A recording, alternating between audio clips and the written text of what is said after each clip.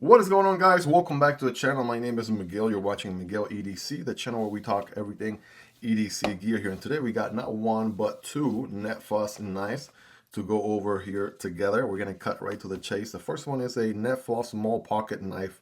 Yo, son. Yo, son. Like, hey, yo, son. What you up to? Anyways, of course, made overseas in the People's Republic of China. And let's go ahead and find out what this one is all about here, shall we? I'm going to go ahead and put a password on these. Makes it kind of, difficult to get in here. So I'm going to call the Corgi Pup to go ahead and lend me a hand here. Vosteed Corgi Pup. There we go. And let's not stress it. Let's get in here. Of course, I'll have this knife and every other knife you see in this video linked down below so you guys can check out prices, availability, and variants. And here we go. It's going to be a small little guy wiping cloth in the box. And let's see what else we got here. All right, yeah, very, very small EDC. What do we got here? Kind of like a carabiner situation. Let's zoom in, all right, get you a closer look. So we got a carabiner situation there. It's kind of like it's going to be probably like a keychain or backpack knife. Definitely do that really good. You'll probably strap this guy on the loop on your pants or what have you. So definitely can do that as well. And we got some thumb stud deployment. Now, is this aluminum? Because if it is, yeah, definitely feels like aluminum. No pull. We do have recessed liners, so I'm getting a little bit of pull from that. But even aluminum backspacer, so that is a nice weight reduction right there. We have a little pop of color here with the, butterfingers, with the blue here, anodized blue going on there. We have big hardware, TA and TA, only T6, I think, maybe here on the thumb studs. But yeah, other than that, let's go ahead and get this thing deployed here, shall we? I'm curious to see what the ergos look like. And again, let me get you a 5x zoom, like the attention to detail on the aluminum here. Pretty nice, right? Kind of has that lizard, more or less, kind of reminds me a little bit of that lizard titanium pattern on the TRM knives, right? And then you got a little pokey, little dot, kind of like golf ball, but these are actually raised, right? Little circles on this side. So it's an interesting combination there. Without further ado, here we go. Thumb deployment. Bam. Okay. Small but mighty little box opener right here, right? Check this out. You got a warning, or what are we calling this? Warncliffe, sheep's foot, reverse tanto. Call it whatever you want to call it. It is the, there we go, the owl, all right? Printed on the blade there. The owl, D2 steel, and it is a NedFoss knife. Kind of has a little bit of a recurve to it. I can see it. It's not necessarily a straight edge. I kind of see a little bit of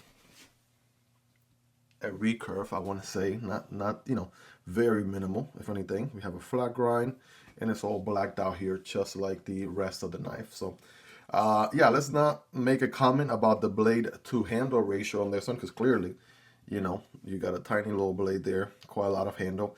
Shouldn't necessarily get you into a lot of trouble, right? Depending on where you live. Now, if you can't carry a knife at all, it's a different story, but don't really have that much of a blade on you with something like this. So let's see, it is a liner lock. Checking the lock up here. All right, good, maybe 35-ish% or so on the lock up. Decent access from the show side, not with no additional cutout or anything. But let me see. Oh, that's not bad. Very easy to push down into the left to disengage. All right, that's nice. And then it looks to be on ball bearings. It's a little tight. There's not that much weight on the blade for it to be a shake shutter. Right, they definitely have to shake it really really hard, but I mean the D10 is pretty snappy, I'll tell you that. Definitely has that going for it. Pretty snappy D10 right there. So thumb deployment is good, and then let's try the reverse flick. All right, that's also good. That was with the meat of my middle finger. I'm trying the nail this time, and it hit my index finger. So yeah, kind of there we go, getting used to it. That was with the meat of the middle finger. That one was with the nail, so you could do either or. And those are your two deployment options. Now, you're probably wondering, how do you grip this thing? Well, I mean, my pinky just naturally wants to go in the hole, because otherwise it will look somewhat weird like this, right? I don't know, just naturally feels like putting the, kind of like karambit style, right? So you got to do something with your hands and then immediately get your knife. You work at unboxing packages for a living, right? Maybe you gotta do some cuts here, right? Drop the knife on your pinky like this, do some other stuff with your hand. bring your knife back up, and then do some more cutting, and then same thing, rinse and repeat. So it's a very interesting way to do that. Obviously, it's a carabiner, so it does that as well. But yeah, ergos, I have, I think, average size hands, not the biggest, not the smallest of hands, and you know, it does feel a little bit crowded in here. Like if I put my pinky there, or even if I leave the pinky outside, you know, I guess you do consider the carabiner portion part of the handle. I want to say it's not necessarily the most comfortable knife out there, especially around the, you know, ring finger and pinky area here. But this is probably a knife, you know, that you're not going to be doing a ton of hard work with, right? Let's just be realistic. You're not gonna take this thing to do like a lot of hardcore work of in any way, shape, or form. This is one of those, you know, nice to have. You know, maybe just throw it on a keychain, throw it on a throw it on a survival pack or pouch or EDC bag of some sort, and you know, forget it. Set it and forget it, because you know you'll have something sharp with you at all times. But this is pretty interesting, to say the least. So no pocket clip, right? Clearly it's not meant for you to carry in your pocket. It's more of a carabiner style carry. But I'm going to give it a good 8.5 out of 10 as far as ergos go. Well, hey, hold the phone. We have a second box. So let's go ahead and get in here. This time we'll use the OWL to help us with the box here. We have this other model here. All right, it was a 2-for-1 unboxing. Let's see. All right. Ooh, okay. Things get interesting. Again, wiping cloth in the box. And here is the knife, ladies and gentlemen. All right. Ooh, okay. All right. So keeping with the theme here, we have, let's take a look, right? We have aluminum handles on this one. And again, the fact that they're doing these in aluminum is actually pretty neat. They could have done them in, you know, G10 or something. But, you know, the aluminum is nice. Feels nice and cold to the touch. This one's called the Flamingo, right? I'm glad they printed it on the blade there. At least I know, since it doesn't say anything on the box. We got the NedFoss logo on this side. Also, again, carabiner style. Not necessarily as pronounced as this carabiner, but slightly different, right? So, spicing things up. And then this one got thumb stud deployment as well. Let's go ahead and find out. I'm curious to see what this blade looks like. Here we go. Ooh, okay. Now, listen. Now we're talking. I think I think I'm more of a fan of this one. I mean, if I had to pick one, I mean, obviously they're both quirky and interesting in their own way. They both got their own charm. But if I had to pick one, I'm gonna tell you, this one right here, yeah, this one speaks to me a little bit more. We got a longer blade, longer cutting path, also D2, flat grind, blacked out aesthetics all throughout with the blue accents as well. Okay, not on the body screws, but only on the thumb studs and the carabiner portion right there. But the warning right here, yeah, this one speaks to me a little bit more. And we got even a finger choil there, so that's gonna look nice. I can tell you right now, the ergos on this one, oh man, yeah, the ergos are a little bit of a step up, right? A little bit of a step up over that guy. Again, they're both quirky, they're both interesting in their own way. Now with this one, I do feel this carabiner portion, right? This part, this part right here, actually feel that in the palm a little bit more. So that's something to look out for. Now let's be realistic. These are nice. You're gonna do a whole trash card cutting, you know, session with trash day cardboard cutting session. Yeah, you're not gonna do that with these knives. These are more of like in a pinch, you know, having a sharp object with you, having a knife. Maybe you want to clip it somewhere. So, you know, worst case scenario, if you leave the house without a knife, you always have something to fall back on. So definitely feels that. Checks that box. But you know, nevertheless, still comfortable, right? All things considered, I'm gonna give it a good 8.5. Yeah, 8.5 out of 10. And this one is also a liner lock, so we'll check up the lockup on this one. This one is a little bit more, maybe like 50%. Yeah, 50% or so. No additional access from the show side, but the liner is a little bit taller. And let me see. Okay, fairly simple to push it down into the left to disengage.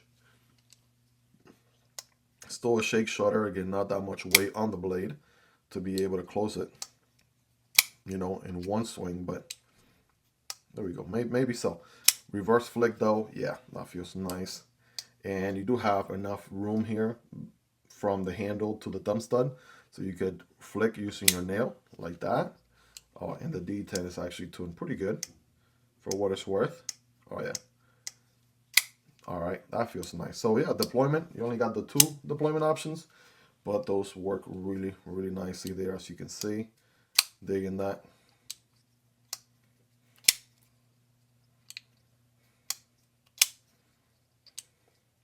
All right, that's looking pretty good, guys. So let's just go ahead and look at these two side by side, right? So the Owl is a little bit smaller.